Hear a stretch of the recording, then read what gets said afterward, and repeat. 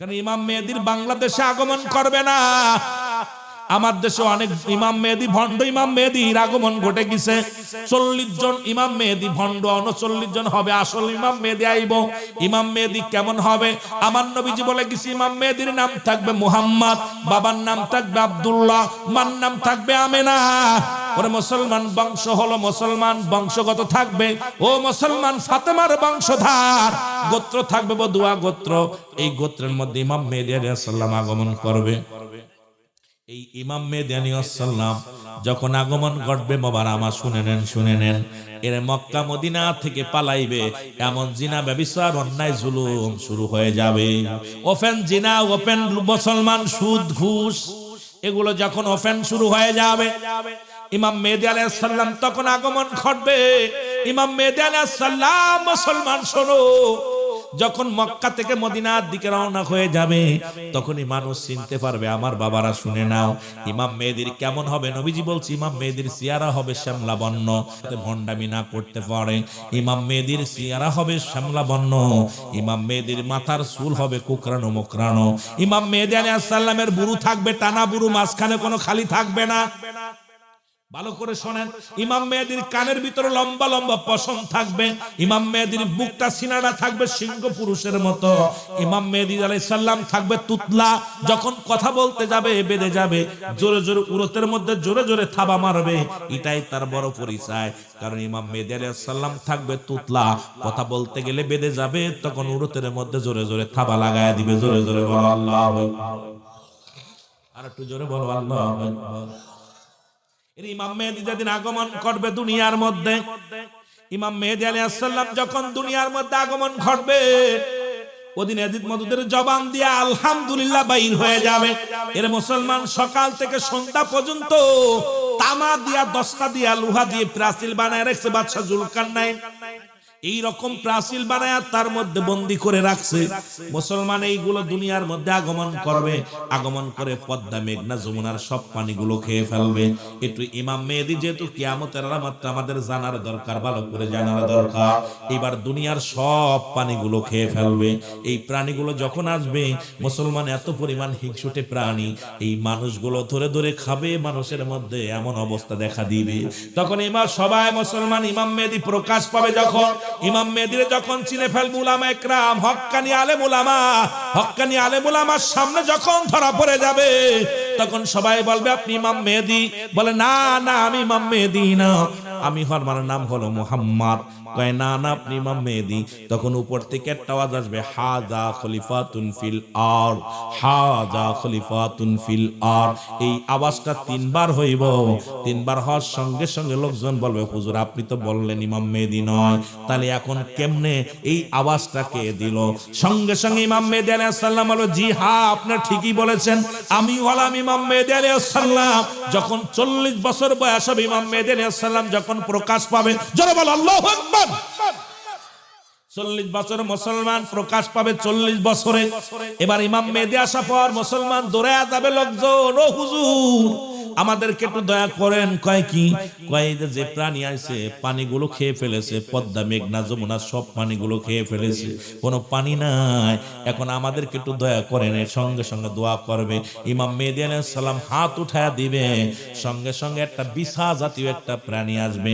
এই বিছা জাতীয় প্রাণী যখন গায়ের উপরে পড়বে, ক্যান্সার রোগ ধারণ করবে, এই মানুষগুলো মারা যাবে। ও যুবক, এমন সময় লাশ পড়ে থাকবে, লাশ দুনিয়ার মধ্যে ওই মুসলমান হিংসু প্রাণীগুলো পড়ে থাকবে। ইমাম মেহেদী আলাইহিস সালামের কাছে আবার দৌড়ায়া যাবে, হুজুর আমাদের জন্য দোয়া করেন, দুর্গন্ধে টিকতে পারি না। তখন আল্লাহর কাছে দোয়া করবে, সঙ্গে সঙ্গে আল্লাহ কাক জাতীয় একটা প্রাণী পাঠাবে। এই কাক জাতীয় প্রাণী আসিয়া গোস্তগুলো ঠুকায় ঠুকায় খেয়ে ফেলবে, এই জমিনের মধ্যে সব গোস্তগুলো খেয়ে ফেলবে। এবার থাকবে হাড্ডি পড়ে থাকবে, এই হাড্ডির দুর্গন্ধে টিকতে পারবে না মানুষগুলো। ইমাম মেহেদী আলাইহিস সালামের কাছে আবার চলে যাবে, হুজুর একটু দোয়া করেন। ইমাম মেহেদী আলাইহিস সালাম দোয়া করবে, একটা বৃষ্টি হবে, একটা বৃষ্টি আজ সন্ধ্যা থেকে শুরু করে আগামী দিন সন্ধ্যা পর্যন্ত এত বড় বজ্র বৃষ্টি হবে, পদ্মা মেঘনা যমুনা সুরমা নদী সব পানিতে ভরপুর হয়ে যাবে। জোরে জোরে চিল্লায়া বলা যাবে না মারহাবা। এগুলো যখন হয়ে যাবে মুসলমান শুনে নাও, বললাম মুসলমান শুনুন, একটা আবু আসবে, এরকম কুয়াশা আসবে, কুয়াশা পড়বে, এই কুয়াশা মানুষের নাকে লাগবে। ইমানদারের 8টা ছিদ্রা দিও যুবক মুসলমান, আমি ইমানদারের সর্দি লাগবে, ঠান্ডা লাগবে। আর বেঈমানদের 8টা ছিদ্রা দিয়ে দোয়া বাইর হবে। একমাত্র মুনাফিকদের সমস্ত ছিদ্রা দিয়া মুসলমান দোয়া বাইর হবে, আর ইমানদারের নাক দিয়ে পানি বাইর হবে। ইমানদারের মুসলমান ঠান্ডা লাগবে, এই নাকের পানি দিয়া সব গুনাহ ঝরে যাবে। জোরে বলা যাবে না মারহাবা? আর একটু জোরে বলো। কিন্তু মুনাফিকদের বেঈমানদের 8টা ছিদ্রা দিয়ে কি বাইর হবে? দোয়া বাইর হবে।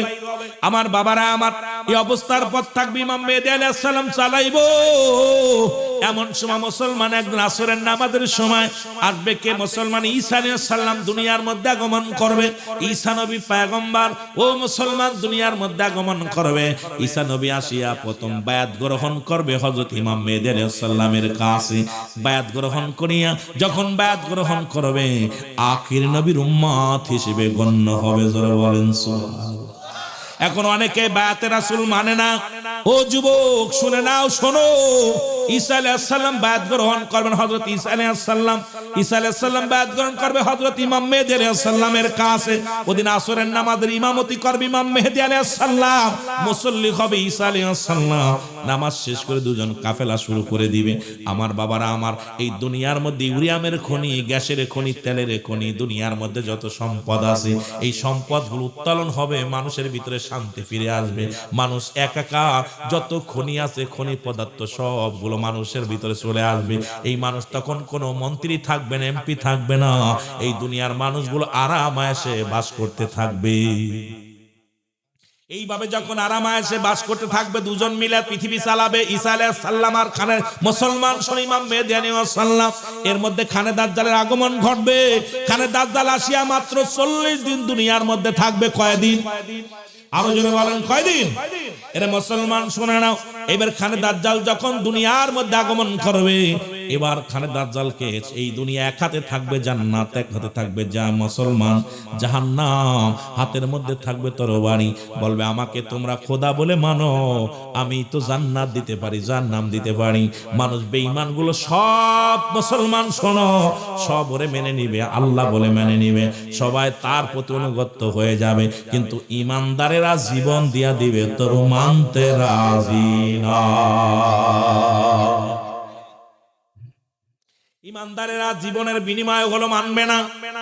আমার বাবারা আমার শুনে নাও, খানে দাজ্জালকে এবার দাবো শুরু করবে ঈসা আলাইহিস সালাম। ঈসা আলাইহিস সালাম দাবরায়া নিয়া কাবা শরীফের ডান গেটের পাশে নাজির করবে। ওখানে এক কবে তরবারি দিয়ে এক কবে তার গর্দান কেটে ফেলবে। এবার দুনিয়া থেকে ঈসা আলাইহিস সালাম যখন গর্দান কাটবে খানে দাজ্জালের, ওই খানে দাজ্জালকে মারা পর আমার আল্লাহ রাব্বুল আলামিন আজরাইলকে পাঠায়া দিবে। আজরাইলকে বলবে, আজরাইল যাও যাও, আমার ঈসার দায়িত্ব শেষ, কাফেলা শেষ, এখন যাও, ইমামের যুগ চলবে, ইমাম থাকবে, আমার ইমাম ইরা নিয়ে আসো। মুসলমান শুনে নাও, ঈসা আলাইহিস সালামের মৃত্যু হবে। ঈসা আলাইহিস সালামের কবর কোথায় হবে? নবীজি বলে গেছে, যারা মক্কা মদিনায় হজ করতে গেছেন দুজনই হাজী ভাই আছেন, রাসূলুল্লাহর পায়ের করে ডান পাশে একটা কবরের জায়গা রাখছে। আমার মুসলমান বাবারা আমার, নবীজি বলে গেছে ঈসা আলাইহিস সালামের দাফন কোথায় হবে? নবীজি বলে গেছে আমার ডান পায়ের কদমের গোড়ে। এই জায়গাটা আজও পর্যন্ত খালি আছে, হযরত ঈসা আলাইহিস সালামের দাফন হবে। আরো জোরে। সুতরাং বাবারা আমার, বন্ধুরা আমার, গভীর মনোযোগ। এইবার এইভাবে দুনিয়ার মধ্যে শান্তি বিরাজ করবে, চলবে। মানুষের ভিতরে আবার লোভ লালসা দেখা দিবে, মানুষের ভিতরে লোভ লালসা দিবে। তখন আল্লাহ পাক 3টা গজব দিবে। সেই গজব হলো মানুষগুলো, মুসলমান শুনে নাও, এই মানুষগুলো যখনই আল্লাহ পাকের অনুগত থাকবে না, তখন এই মানুষগুলো আল্লাহ পাক ধস নামায়া দিবে, ভূমিকম্পের মতো হয়ে যাবে। এই মানুষগুলো, বেঈমানগুলো মাটির নিচে চলে যাবে। আর ওই বেঈমানদের সাহায্যের জন্য যারা হাত বাড়াইবে, এরাও জমিনের মধ্যে ফুটে যাবে। এই রকম চলতে থাকবে। রব্বুল আলামিন ডাক দে বলবে, ইসরাফিল আলাইহিস সালাম, ইসরাফিলের সিংহা নাও। ইসরাফিল আলাইহিস সালাম সিংহায় ফু দিবে, তামাম পৃথিবীর মধ্যে মুসলমান সোনা চূর্ণ বিচ্ছিন্ন হয়ে যাবে। ওই যে বললাম, কুল্লু মান আলাইহা ফান, আল্লাহ কয় বান্দারে সবকিছু আমি চূর্ণ বিচ্ছিন্ন করে দিব। আমার বন্ধুগণ আমার, গভীর মনোযোগ। আমার দাদু ভাইরা গভীর মনোযোগ। সব কিছু চূর্ণ বিচ্ছিন্ন হয়ে যাবে। এই তামাম পৃথিবীটা যখন ইসরাফিল আলাইহিস সালাম সিংহার মধ্যে ফু দিবে, আমার মুসলমান মানুষের দেহের মধ্যে একটা হাড্ডি আছে যা পৃথিবীর কোনো আগুনে পড়ে না, পৃথিবীর কোনো অ্যাসিডে পড়ে না। দেখবেন হিন্দুরা মানুষ সারা দিন ভরে পুড়ায়া পুড়ায়া একটি হাড্ডি পুরো কুপাইতে পারে না, এটা মাটির নিচে লুকায় রাখে। মানুষের পাশে মসন তিন তেয়ারা যেটা বলা, পিছনের রাস্তার পায়খানার পিছনের সাথে একটা হাড্ডি আছে। এই হাড্ডি পৃথিবীর কোনো অ্যাসিড দিয়ে পোড়ানো যায় না, এই হাড্ডি কোনোদিন আগুন দিয়ে পোড়ানো যায় না। এইটা দাওন তখন মুসলমান দুনিয়া যখন মুসলমান শোনো, সব যখন মানুষগুলো শেষ হয়ে যাবে, ঈসা আলাইহিস সালাম একাকার হয়ে যাবে, এ মুসলমান ইমাম মেহেদী আলাইহিস সালাম একাকার হয়ে যাবে, তখন ঈসা আলাইহিস সালাম সিংহায় ফু দিবে, এই জমিনটা থরথর করে কাঁপবে, বিশাল বৃষ্টি হবে। এবার বৃষ্টির পরে ওই হাড্ডি যেখানে আছে সেখান থেকে উত্তোলন হবে। যেমন যখন জমিনের মধ্যে যখন বৃষ্টি হয়, এই বৃষ্টি হলে জমিনের মধ্যে যত জীব আছে, যতগুলো ফসলের মুসলমান ঘাসপালা যা বলেন, এই যে বীজ আছে, বীজটা যেমন রোপণ হয়ে যায়, তদ্রূপ যখন বৃষ্টি হবে তামাম পৃথিবীর মধ্যে মানুষের যেখানে যে হালাতে ছিল সবার ওই হাড্ডি থেকে আবার মানুষ উত্তোলন হবে। ওইয়া সবাই পশ্চিম পূর্ব দিক থেকে সবাই পশ্চিমে দৌড়াইবে, জোরে জোরে চিল্লায় বলা যাবে না আল্লাহু আকবার। মানব দেহের মধ্যে যে হাড্ডি আছে, পৃথিবীর কোন বৈজ্ঞানিক এটারে আজ পর্যন্ত শেষ করতে পারে নাই। আপনার আমার প্রতিটা মানুষের পিছনে, রাস্তার পিছনে তিন তেয়ারা, অনেকে বলে তিন তেয়ারা, দেখবে হিন্দুরা মানুষ পুরাইতে পুরাইতে 4 দিন 2 দিন ধরে পুরায়, ওইটা পুরাইতে পারে না, ওটা পড়বে না। রব্বুল আলামিন এমন একটা নিয়ামত আপনার দেহের ভিতর দিয়ে রাখছে। আমার বন্ধুগণ আমার শুনে নেন, আমার বন্ধুগণ আমার, এবার যখন সব মানুষগুলো দৌড়াইবে, ও যুবক, ও যুবক শুনে নাও, শুনে নাও, ইয়া সালিম, ইয়া সালিম, নিরাপত্তা দাও মুসলমান। ওই হাসরের ময়দান হবে বড় কঠিন, সেদিন মুঠো হাত উপরে সূর্য উদয় হবে, মানুষের মস্তিষ্কগুলো গলে গলে পড়বে, ভাই ভাইকে চিনবে না, বন্ধু বন্ধুরে চিনবে না, বিবি স্ত্রীকে চিনবে, স্বামীকে চিনবে না, স্বামী স্ত্রীকে চিনবে না। ওই ভয়াবহ দিনে ও যুবক মনে রাখ, মনে রাখ, ওই দিনটা যেদিন আসবে রে বাবা, ওই দিনটা কত ভয়ঙ্কর হবে, যেদিন আপনজন পর হয়ে যাবে। এই জন্য দুনিয়ার জিন্দেগির মধ্যে আমল করার দরকার আছে কিনা। ওই দিনটা ছেলে আপনাকে চিনবে না, মেয়ে আপনাকে চিনবে না, বিবি আপনাকে চিনবে না, স্বামী আপনাকে চিনবে না, ভাই ভাইকে চিনবে না। ওদিন যার যার নাফসি নাফসি করে দৌড়াইবে। আমার বন্ধুগণ আমার গভীর মনোযোগ, ওই হাসরের ময়দানে নবীজি আমার 3টা সেজদা মারবে। মানুষগুলো যখন দৌড়ায় যাবে রব্বুল আলামিনের দরবারে সেজদায় পড়ে উঠাইবে রহমতের নবী। নবী বলেন ওয়াফাতি খায়রুল লাকুম, নবী কয় হায়াতি খায়রুল লাকুম, আমার হায়াতের জিন্দেগিটা উম্মতের জন্য কল্যাণ স্বরূপ। আবার দুনিয়া থেকে বিদায় হয়ে গেলাম, ওয়াফাতি খায়রুল লাকুম, আমার ওফাতটা আমার উম্মতের জন্য কল্যাণ স্বরূপ। জোরে বলা যাবে না মারহাবা? আর একটু জোরে বলেন না মারহাবা? ও মায়াতি খায়রুল লাকুম, নবী কয় আমার উম্মতিরা রে, এই দুনিয়া থেকে বিদায় হয়ে গেলাম, এটা আমার উম্মতের কল্যাণের জন্য। সুতরাং আমার যুবক বাবারা যারা আছেন গো, যারা এই দুনিয়ার মধ্যে আছেন, শুনে নেন, ওদিন রাসূলুল্লাহ 3টা সিজদা মারবে, ডাক দিয়ে বলেন আল্লাহ হাবিব আপনি কেন সিজদার মধ্যে চলে গেলেন? আপনার উম্মত গুলো তো জান্নাতে চলে গেছে, আপনি কেন এখন সিজদার মধ্যে? বলেন আল্লাহ আমার উম্মত গুলোকে বাঁচাও, আমার উম্মত গুলোকে জান্নাতে দাও। আমার আল্লাহ বলবে হাবিব আপনি যত উঠান, মাথা উঠান, যতদিন যত দূর পর্যন্ত আপনার দৃষ্টি শক্তি যায়, পূর্ব পশ্চিম উত্তর দক্ষিণ সমস্ত উম্মতদেরকে আপনি মাফ করে দিবা আমি আল্লাহ। সঙ্গে সঙ্গে আবার সিজদায় পড়ে যাবে, এইরকম 3বার সিজদার মধ্যে পড়ে যাবে রে মুসলমান। যখন উম্মতিরা জান্নাতে চলে যাবে, বাকি যারা থাকবে সবাই জাহান্নামী হয়ে যাবে।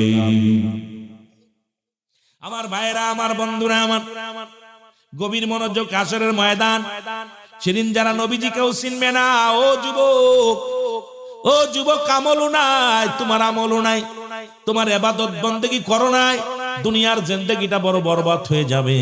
সুতরাং এই দুনিয়ার জিন্দেগি ক্ষণস্থায়ী জিন্দেগি, কবর হলো আমাদের আসল বাড়ি। সুতরাং আমাদের প্রত্যেকটা মানুষেরই ইবাদত বন্দেগী বেশি বেশি করা লাগবে, যে রব্বে কারিমের দরবারে আমাদের ফিরে যেতে হবে। এই দুনিয়া থাকার জায়গা না, হয়তো 40 বছর, 50 বছর, 80 বছর, 60 বছর থাকবে দুনিয়ার জিন্দেগিতে, যে কোনো মুহূর্তে মারা যেতে পারি। সুতরাং মরণের জন্য প্রস্তুতি হতে হবে। জোরে বলেন ঠিক কিনা? আল্লাহ রাব্বুল আলামিন রিয়াজুল জান্নাহ বেহেশতের বাগান। এই জান্নাতের বাগানে আসার মতো, বসার মতো সুযোগ আল্লাহ দান করলো। রব্বুল আলামিনের দরবারে উচ্চ কণ্ঠে আওয়াজ দিয়ে বলি আলহামদুলিল্লাহ। মুসা আলাইহিস সালাম রব্বুল আলামিনের সঙ্গে দেখা করার জন্য রওনা হয়ে গেল। তুর পাহাড়ে দেখা হবে, কথা হবে। তিনজন মানুষের সঙ্গে দেখা, কথাগুলো খুব খেয়াল করবেন বাবারা আমার। মুসা নবী ডাক দেব, মুসা নবী যখন তুর পাহাড়ে যাইতেছিলেন, তিনজন ব্যক্তির সঙ্গে দেখা। প্রথম ব্যক্তি ডাক দে বলেন, নবী মুসারে কই যাও? বলে আমি যাইতেছি রব্বুল আলামিনের সঙ্গে সাক্ষাতে যাইতেছি, কথা বলার জন্য যাইতেছি। বলে নবী মুসা রে, তুমি যাইতেছো আমার আল্লাহর দরবারে, আমার একটা নালিশ নিবানি, আমার একটা নালিশ নিয়ে যাও। আল্লাহ রব্বুল আলামিন এই দুনিয়ার মধ্যে ধন সম্পদের ভান্ডার আমারে বানায় দিছে। দুনিয়ার মধ্যে অনেক সম্পদ আল্লাহ আমারে দিছে। এই সম্পদগুলো কি আমল করলে, কি কাজ করলে এই সম্পদগুলো কমে যাবে, তুমি একটু রব্বে কারিমের জানায় আসবা। জোরে বলেন আল্লাহু আকবার। একটু জোরে বলেন আল্লাহু আকবার। নবী মুসা ডাক দিয়ে বলে, নিলাম তোমার নালিশটা, আমি নিলাম। দ্বিতীয় ব্যক্তির সঙ্গে দেখা হয়, নবী মুসা রে কই যাও? আমি যাইতেছি রব্বুল আলামিনের সঙ্গে সাক্ষাৎ করতে। কয় নবী মুসা রে, তোমার কাছে আমার একটা নালিশ, তোমার আল্লাহরে জিগাইবানি, আমি গরিব মানুষ, কি আমল করলে এই দুনিয়ার মধ্যে ধনী হওয়া যাবে, ধন সম্পদের মালিক হওয়া যাবে? খুব খেয়াল করবেন দাদু ভাইরা, কি আমল করলে, কি কাজ করলে রে নবী মুসা এই দুনিয়ার মধ্যে আমি ধনী হতে পারবো, ধন সম্পদের মালিক হতে পারবো? তোমার মাওলারে জিগাইবানি, তোমার মাওলারে জিগাইবা। মুসা কয়, তোমার নালিশটা নিলাম। তৃতীয় ব্যক্তি ডাক দে বলে, নবী মুসা আপনি কই যান? বলে আমি যাইতেছি রব্বে কারিমের সঙ্গে দিদারের জন্য যাইতেছি। বলে নবী মুসা রে, তুমি যাইতেছো রব্বুল আলামিনের সঙ্গে সাক্ষাৎ করতে, তোমার আল্লাহরে জিগাইবানি, আমার তো হাত নাই, আমার তো পা নাই, আমি পঙ্গু মানুষ, আমি প্রতিবন্ধী মানুষ, আমার আল্লাহরে জিগাইবা, আমার দে কোনো কাজে লাগবে নি। মুসা নবী বলেন, তিনজনের নালিশ আমি নিয়ে নিলাম। ও যুবক, তিনজনের নালিশ নিয়ে গেলেন নবী মুসা আলাইহিস সালাম। তুর পাহাড়ে গেলেন, রব্বুল আলামিনের সঙ্গে আলাপ হয়ে গেল। নবী মুসা ডাকতে বলে, রব্বুল আলামিন তিনটা প্রশ্ন নিয়ে আসলাম আপনার কাছে, উত্তর জানতে চাই তিনটা বিষয়। বলে কি কি জিগাইবা? বলে আমার রব্বুল আলামিন এক নাম্বার জিগাইব, একজন ব্যক্তির অনেক ধন সম্পদ, টাকা পয়সা অনেক, এই লোকটা কি আমল করলে তার ধন সম্পদ কমে যাবে, এই লোকটা আমারে জিগাইতে বলেছে।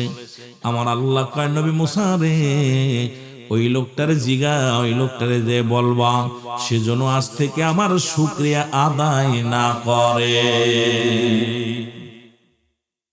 আমার শুকরিয়া যদি আদায় না করে, ধন সম্পদ সব কমে যাবে, শেষ হয়ে যাবে। দ্বিতীয় ব্যক্তি রব্বুল আলামিন, দ্বিতীয় ব্যক্তি প্রশ্ন করছে, তারই ধনছে তো গরিব মানুষ, দিন আনে দিন খায়, অভাবী মানুষ, এই অভাব দূর হবে কি আমল করলে? নবী মুসা ডাক দিয়ে কয়, আল্লাহ এই লোকটা গরিব মানুষ, একটা মেয়ে মানুষ, মানুষের বাড়ি বাড়ি সে খায়, দিন আনে দিন খায়, অভাবী মানুষ, কি আমল করলে সে ধনী হয়ে যাবে একটু জানতে চেয়েছে। আল্লাহ রাব্বুল আলামিন ডাক দিয়ে কয়, নবী মুসা রে, তুমি তারে জিগা, তারে যে বলবা সেজন্য বেশি বেশি আমার শুকরিয়া আদায় করে। জোরে জোরে চিল্লায় বলা যাবে না আলহামদুলিল্লাহ। আল্লাহ নবী মুসা জিগায় রব্বুল আলামিন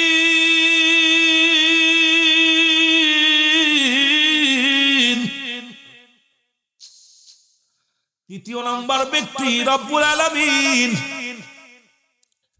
তৃতীয় নাম্বার ব্যক্তি আমারে বলছে আল্লাহ, এই দুনিয়ার মধ্যে তার তো হাত নাই, তার তো পা নাই, একটা প্রতিবন্ধী মানুষ। সে আমারে জিগাইতে বলছে, তারে দুনিয়ার মধ্যে কেন পাঠাইলা রে আল্লাহ, তারে দিয়ে কোনো কাজে লাগবে না। আল্লাহ রাব্বুল আলামিন ডাক দিয়ে বলে, নবী মুসা, ওই লোকটারে যে বলবা, তারে আমি দুনিয়ার মধ্যে বানাইছি জাহান্নামের মধ্যে। জাহান্নামের মধ্যে ছোট্ট ছোট্ট ছিদ্রা থাকবে, ওই জাহান্নামের ফুটোগুলো বন্ধ করার জন্য তারে দুনিয়ার মধ্যে বানাইছি। জোরে বল আল্লাহু আকবার। কথা খেয়াল করবেন আব্বা, আমি টান দিতেছি, আমার মাথার ভিতর ঘুরতেছে, দেখা যাক কতদূর আগাতে পারে। আমার বন্ধুগণ, আমার মুসা আলাইহিস সালাম রব্বুল আলামিনের সঙ্গে দিদার করে চলে আসলেন। পথের মধ্যে ধনীর সঙ্গে দেখা। ধনী কয়, ও নবী মুসা, তোমার মাওলারে জিগাইছো নি? তোমার আল্লাহর জিগাইছো নি? আরে কি এমন আমল করলে দুনিয়ার সম্পদ কমে যাবে? কি কাজ করলে দুনিয়ার সম্পদ কমে যাবে? মুসা আলাইহিস সালাম বলে, ধনী রে, আমার রব্বুল আলামিন বলছে, আজ থেকে যদি তার শুকরিয়া আদায় না করো, তোমার ধন সম্পদ সব কমে যাবে। ধনী ডাক দে কয়, নবী মুসা, আমারে কি তুমি পাগল পাইছো? আরে আমার রব্বুল আলামিনের শুকরিয়া আমি আদায় থেকে কেন বঞ্চিত হয়ে যাও? ধন সম্পদের পাহাড় যদি আল্লাহ দান করে, তবুও কোনো দুঃখ নাই, কারণ তবু আমি আমার রব্বে কারিমের শুকরিয়া আদায় করি। জোরে জোরে চিল্লায়া বলা যাবে না আলহামদুলিল্লাহ? জোরে বলেন না আলহামদুলিল্লাহ? আমি নিয়ামতের আলোচনার মধ্যে ঢুকছি, তারপর যদি শুকরিয়া আদায় না করে, সঙ্গে সঙ্গে আল্লাহ পাক অনেক ধন সম্পদের মালিক বানাইছে।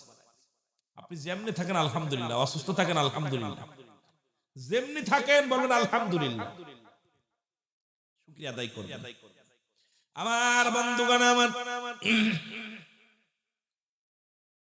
এইবার গেল ওই মেয়েটার কাছে, ডাকতে বলে, মেয়ে ডাকতে বলে, আল্লাহর নবী মুসা,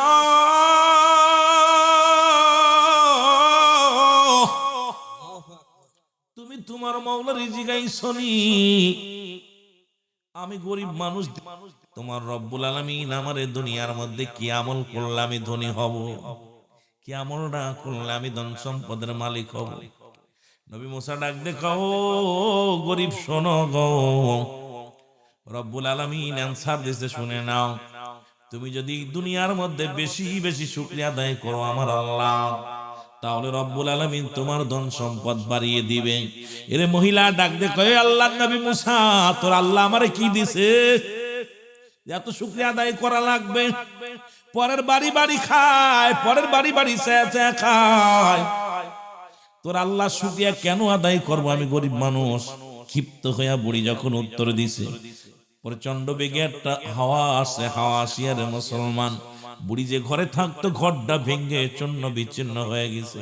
এবার ডাক দে কয়, নবী মুসা রে, সারাদিন ভিক্ষে করে খাইতাম, সে চিনতে খাইতাম, রাত হলে ঘরে মাথা দিয়ে ঘুমাইতাম, আরে তোর আল্লাহ এটাও নিয়ে গেল, যাব কোথায় রে মুসা? তবুও তো সারাদিন পরে একটা থাকার জায়গা ছিল। সঙ্গে সঙ্গে মহিলা আলহামদুলিল্লাহ বলছে, রব্বুল আলামিন ফেরেশতা দিয়া সুন্দর একটা ঘর বানায়া দিয়েছে। জোরে বলা যাবে না সুবহানাল্লাহ? আরো জোরে বলেন না সুবহানাল্লাহ? যে হালাতেই থাকেন, কষ্টে কত মানুষ আপনার চাইতে কত কষ্টে আছে, হাসপাতালে গেলে দেখতে পারবেন। আপনারা টাঙ্গাইলে গেলে, কোথায় আপনার এই জামালপুরে গেলে দেখতে কত মানুষ কত অবস্থায় রয়েছে। কেউ বাদাম বেচতেছে, কেউ জুতায় কালি করতেছে, কেউ ভ্যান চালাচ্ছে, কেউ রিক্সা চালাচ্ছে, কেউ ক্ষুধার যন্ত্রণায় হাত পেতে বেড়াচ্ছে। রব্বুল আলামিন তা আপনাদেরকে কত সুন্দর রাখছে। শুকরিয়া আদায় করার দরকার আছে কিনা? জোরে বলেন আছে কিনা? আওয়াজ নাই, মনে হয় আমি অন্যায় কথা বলতেছি। শুকরিয়া আদায় করার দরকার আছে। এ দুনিয়ার মুসলমান শুনে নাও, এবার নবী মুসা গেলেন ওই প্রতিবন্ধীর কাছে গো। ডাকতে বলে প্রতিবন্ধী, ডাকতে বলে ও আল্লাহর নবী মুসা, আমার কথা কি আল্লাহ রাব্বুল আলামিন জিগাইছো? আমার কথাটা কি জিগাইছো রে নবী মুসা? নবী মুসা কয়, ও প্রতিবন্ধী, তোমার তো হাত নাই, তোমার পা নাই, এই কথাটা তোমার আমি কেমনে বলি গো? আমার রব্বুল আলামিন আমারে কেন বানাইছে তাড়াতাড়ি বলো। আমি তো হাঁটতে পারি না, চলতে পারি না, ধরতে পারি না, আমারে কেন পাঠাইলো আমার আল্লাহ? কেন আমার এ দুনিয়ার মধ্যে পাঠাইলো? আমারে কোনো কাজে লাগবে নি। সঙ্গে সঙ্গে নবী মুসা ডাক, দেখো প্রতিবন্ধী শোন, আমার আল্লাহ বলেছে তোমারে দিয়া জাহান্নামের মধ্যে কিছু ছিদ্র আছে, কিছু ফুটা আছে, ছিদ্র আছে, এগুলো বন্ধ করার জন্য তোমারে বানাইছে। প্রতিবন্ধী উচ্চ আওয়াজে ডাক দে বলে, আলহামদুলিল্লাহ, তবু আমি ধন্য যে আমার মতো প্রতিবন্ধীরে দিয়ে আল্লাহ একটা কাজে লাগাইব। আমার বিনা কারণে বানাই নাই, আমার বিনা কারণে দুনিয়ায় পাঠাই নাই, আমার দিয়ে একটা কাজে লাগাইব আমার আল্লাহ। জোরে জোরে চিল্লায় বলা যাবে না মারহাবা। মুসা নবী বলতে ভয় পাচ্ছে, তবুও বলতে, প্রতিবন্ধী রে কেমনে বলবো? আল্লাহরে জিগাইলাম, আল্লাহ বলছে তোমার দিয়া জাহান্নামের ছিদ্রা বন্ধ করব। এটা কেমনে বলবো? একেতে হাত নাই, পা নাই, দুনিয়ার মধ্যে জিন্দেগি কত কষ্ট। এই মানুষটারা যদি কষ্টের কথা বলে, কত কষ্ট লাগে না? আমার আল্লাহ ডাক দে বলে, জিবরিল যাও মুসা নবীর জানায় আসো গো,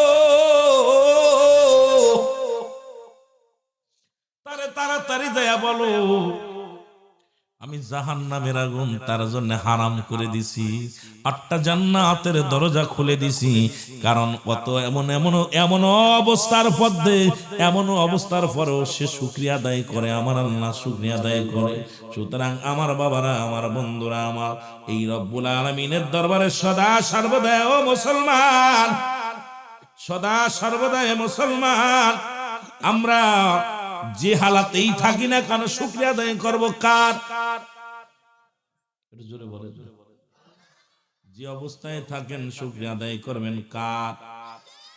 আরো জোরে বলেন কার? ও দুনিয়ার মানুষ শুনে নাও, শুনে নাও। সুতরাং এমন যে হালাতেই থাকেন না কেন, সুখে থাকলেও বলবেন আলহামদুলিল্লাহ, কষ্টে থাকলেও বলবেন আলহামদুলিল্লাহ, ঝামেলায় থাকলে বলবেন আলহামদুলিল্লাহ, হাসপাতালে থাকলেও বলবেন আলহামদুলিল্লাহ। কারণ শুকরিয়া আদায় করলে আমার আল্লাহ খুশি হয়। জোরে জোরে চিল্লায় বলেন ঠিক কিনা? আর একটু জোরে বলেন ঠিক কিনা? এই জন্য যে যে হালাতে থাকেন, কষ্টে আছেন আলহামদুলিল্লাহ, যাই করেন, কেউ জিগাইলো ভাই কেমন আছেন, আলহামদুলিল্লাহ। আহা, রব্বুল আলামিনের শুকরিয়া আদায় করলে রব্বুল আলামিন খুশি হয়ে যায়। জোরে বলেন মারহাবা। আর একটু জোরে বলেন না মারহাবা। মহব্বতের সঙ্গে দুরূদ শরীফ পড়েন, আল্লাহুম্মা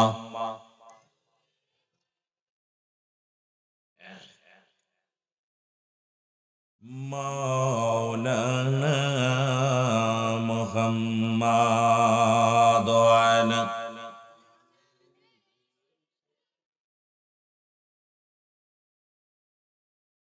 আরো জোরে বলেন আল্লাহুম্মা সাল্লি আলা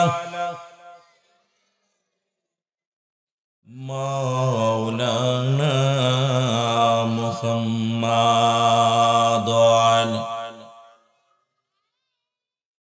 এ দুনিয়ার মুসলমান,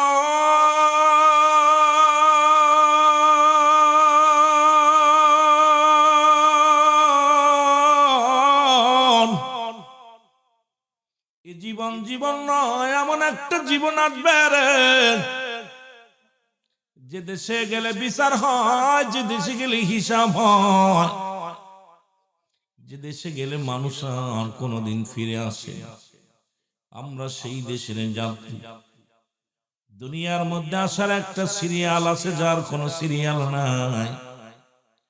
দেখা যায় বাবা জিন্দা, সন্তান দুনিয়ার মধ্যে নাই, সন্তান জিন্দা, বাবা দুনিয়ার মধ্যে নাই। ও যুবক বন্ধুরা, দিলের কান্ডা লাগা শুনে নাও। বাবার কাঁধে সন্তানের লাশ, সন্তানের কাঁধে বাবার লাশ। এই পৃথিবীর মধ্যে লাশ বাই বস্তু, লাশ বাই ব্যক্তি জানে বাবা মার লাশটা কত ভারী। এই দুনিয়ার মধ্যে বাবার লাশ সন্তানের কাঁধে, সন্তানের লাশ বাবার কাঁধে। কুরআনুল কারীমের সব আয়াত স্বীকার করতে পারবেন, একটা আয়াত স্বীকার করার মতো ক্ষমতা নাই।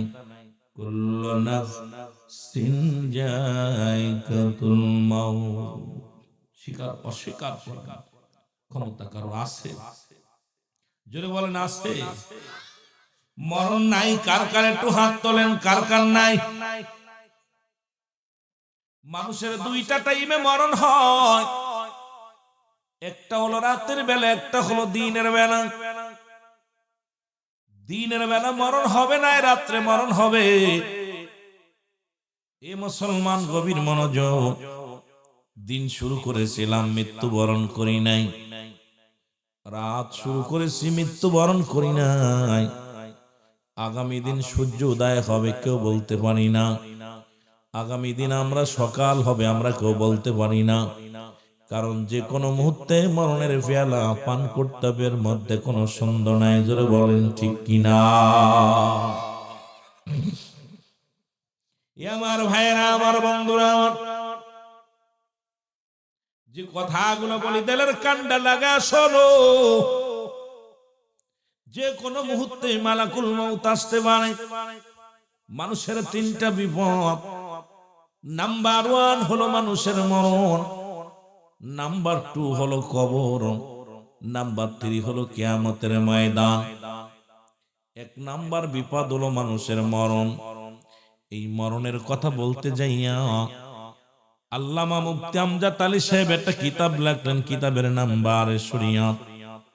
এই কিতাবের মধ্যে লিখতে যায় বললেন, দুনিয়ার মানুষ শুনে নাও, মানুষ যখন সাধারণ মৃত্যুবরণ করে 70টা তাজা উটের গায়ের চামড়া জবাই না করিয়া উল্টো দিকে টান দিয়া লবণ আর মরিচ লাগায় দিলে যতটুক যন্ত্রণা হয়, এর চাইতে 70 গুণ যন্ত্রণা হলো একটা সাধারণ মৃত্যু। জোরে জোরে চিল্লায় বলা যাবে না আল্লাহু আকবার। একটা মানুষ যখন সাধারণ মৃত্যুবরণ করে 70টা তাজা উটের গায়ের চামড়া জবাই না করে উল্টো দিকে টান দিয়ে লবণ আর উল্টো দিকের চামড়াগুলো টান দিয়ে ছিঁড়ছে, ছিঁড়া এর মধ্যে লবণ আর মরিচ লাগায় যতটুকু যন্ত্রণা হয়, এর চাইতে 70 গুণ যন্ত্রণা হলো একটা সাধারণ মৃত্যু। এখন আমরা যারা মরণকালে পায়খানা করে দিই গো, আমরা যারা মরণকালে প্রস্রাব করে দিই, মরণের সময় জিহ্বা বাইর হয়ে যায়, মরণের সময় মুসলমান চোখ দুটি বড় বড় হয়ে যায়, তাদের মরণটা কত কঠিন হয়। আইরে মরণ, মরণ থেকে বাঁচার কোনো পথ নাই, মরণ থেকে পালানোর কোনো পথ নাই। স্রষ্টার মৃত্যু নাই, সৃষ্টির মৃত্যু আছে। সৃষ্টি জগতে যা কিছু আছে সব কিছু এই দুনিয়া থেকে বিদায় হয়ে যাবে। রব্বুল আলামিন ডাকতে বলেন, কুল্লু মান আলাইহা ফান। আল্লাহ কয় ডাকতে ডাকতে বলে, বন্ধুগণ শোনো গো। আল্লাহ বলে, এই দুনিয়ার মধ্যে যা কিছু আছে আমি ছিন্ন বিচ্ছিন্ন করে দিব। এই জমিনের মাটিগুলো পুরায় আমি তামা বানায় দিব গো। এই জমিনের মধ্যে যত পানি আছে সব পানিগুলো পুড়ে ছাই হয়ে যাবে। যেদিন কিচ্ছু বলতে কিচ্ছু থাকবে না, সেদিন থাকবে শুধু আমার আল্লাহ। মারহাবা। কিরা থাকবে? আমার আল্লাহ থাকবে। আমার বাজানেরা শোনো, এই মরণের কথা বলতে যে একটা কথা মনে পড়ে গেল। ইদ্রিস আলাইহিস সালাম জান্নাতের মধ্যে আছে। ইদ্রিস আলাইহিস সালামকে ডাকতে বলেন, রব্বুল আলামিন, ও আল্লাহর নবী ইদ্রিস আলাইহিস সালাম, শোনো গো, আমি আগে জানতে চাই আপনি জান্নাত পায় কি খুশি? ইদ্রিস আলাইহিস সালাম বলেন, রব্বুল আলামিন, তোমার জান্নাতের বিবরণ আমি কেমনে দিব? ওই জান্নাতের মধ্যে যে নিয়ামত, জান্নাতের মধ্যে যে বরকত, জান্নাতের মধ্যে এত নিয়ামত গুলো হাঁকা যা অনেক অনেক অনেক নিয়ামত। যেদিকে টাকা তাকায় সেদিকেই নিয়ামত, যেদিকে চোখ যায় সেদিকেই নিয়ামত। আল্লাহ রাব্বুল আলামিন ডাকতে বলেন, নবী ইদ্রিস, ওই জান্নাত পেয়ে যেমনি তুমি খুশি গো, আর কিছু অভিযোগ আসেনি? বলে আল্লাহ, তোমার আজরাইল মনে হয় আমার সঙ্গে ভালো ব্যবহার করে নাই। আল্লাহ আজরাইল রে তাড়াতাড়ি ইদ্রিস আলাইহিস সালামের কাছে যাও, কেমনে তার রূহটা বাইর করেছো জানায় আসো, সালাম দা, সালামু আলাইকুম নবী ইদ্রিস, আমার জানটা তুমি কেমনে বাইর করেছো বলো। আজরাইল কয়, রব্বুল আলামিন, ও আল্লাহর নবী ইদ্রিস, শোনো গো, এর প্রতিটা মানুষের জান কবজ করার জন্য আমি দুনিয়া আসি না। এই দুনিয়ার মধ্যে একমাত্র ইমানদারের রূহটা বাইর করার জন্য জমিনের মধ্যে আসি। ও আল্লাহর নবী, শোনো গো, মুসলমান ইমানদারের মৃত্যু হয় আটা গুলায়া খামির বানাইয়া, এই আটার মধ্যে যদি, ওই খামিরের মধ্যে যদি একটা চুল থাকে, ওই চুলটা টানতে বাইর করলে যেমন অনাসে বাইর হয়ে যায়, ইমানদারের মৃত্যুটা তেমনি হয়। ইদ্রিস আলাইহিস সালাম বলে, আমার মৃত্যু কেমনে হয়েছে বলো? বলে, হুজুর, আমার আসমানে আমার মাথা, জমিনে আমার পা, তামাম পৃথিবীর পানি যদি আমার মাথার উপরে দেয়া হয়, একটু পানিও গোড়ায় পড়বে না জমিনের মধ্যে। আমি এত বড় দানব। আজরাইল কত বড়! সারা পৃথিবীর পানি যদি তার মাথায় দেওয়া হয়, একটু পানি গোড়ায় পড়বে না। সেই মানুষ, সেই আজরাইল, সেই দানবটা আপনার সামনে আসবে, আপনার আমার রূহটা কবজ করবে। এর দেখলেই তো জীবন শেষ। আমার বন্ধুগণ, আমি আপনার রূহটা বাইর করেছি, যেমন মায়ের বুকে দুধ খাইতে খাইতে সন্তান ঘুমায়া যায়, তদ্রুপ আপনার রূহখানা বাইর করেছি, আপনাকে তো কষ্ট দিই না। ইদ্রিস আলাইহিস সালাম বলে, আজরাইল রে, এই যন্ত্রণা যদি এত কঠিন হয়, ও আজরাইল, আমার দেহ থেকে, মন বলে আমার দেহ থেকে তুমি চামড়াটা জোর করে ছিঁড়ে নিছো গো, আমি সহ্য করতে পারি নাই রে, আমার কত কষ্ট দিছ, আমার মৃত্যু যন্ত্রণা আমি সহ্য করতে পারি না। আমার দাদু ভাইরা, এই মরণের পেয়ালা পান করতে হবে, এর মধ্যে কোনো সন্দেহ নাই। এই জন্য 1 নাম্বার বিপদ হলো মানুষের মরণ, 2 নাম্বার বিপদ হলো কবর। এই কবরে আমি কেমনে থাকবো? এই কবরের সামিয়ানা গোছাই নিয়ে যদি না যায়, এই কবর কিন্তু আমারে ছাড়বে না, কবর আমারে কোনোদিন ছাড়বে না। এই বন্ধুগণ আমার শুনে নাও, কবর বলতে বুঝায় মানুষের মৃত্যুর পর থেকে শুরু করে কিয়ামত পর্যন্ত জগৎটাকে বলা হয় কবরের জগৎ গো। ওই কবরে কোনো সকাল আর বিকেল নাই, কবরে কোনো রাত আর দিন নাই। কবরে মুসলমান ওই যে রেখে দিল, ও যুবক, কিয়ামত পর্যন্ত শেষ। বাড়ির চারিপাশে মুসলমান 2 হাত উপরে, 2 গজ সামনে রেখে দিছে, খবর নেওয়া যায় না। 10 গজ 10 হাত দূরে আছে, আব্বা মার খবর নেওয়া যায় না। ওই দ্বিতীয় বিপদটার নাম হলো কবর। জোরে জোরে চিল্লায় বলা যাবে না আল্লাহু আকবার। আমার মরণ আসিবে কখন কেউ তো জানি না, আমার আমি চলে যাব, আমায় তোমরা ভুইলা যাইও না আমি চলে যাব আমায় তোমরা ভুইলা যাইও না আমার মরণ আসিবে কখন কেউ তো জানি না একটু মহব্বতে বলেন আমার মরণ আসিবে কখন কেউ তো জানি না আমি চলে যাব আমায় তোমরা ভুইলা যাইও না আমি চলে যাব আমায় তোমরা ভুইলা যাইও না আমার মরণ আসিবে কখন কেউ তো জানি না কেউ বলতে পারি না যে কোন মুহূর্তে আসবে মরণ। সিন্ধুকের মধ্যে পালায় থাকলো, বাঁচার মতো পথ নাই। ডাক্তার কবিরাজ বিদেশে নিয়ে চিকিৎসা করতেছে, দেখা যায় এই রোগ যাদের টাকা আছে তারা লন্ডন আমেরিকা নিয়ে যাচ্ছে, জাপানে নিয়ে যাচ্ছে। বাবা ফিরা সম্ভব না, কারণ আমাকে আপনাকে মরতেই হবে। এই দুনিয়া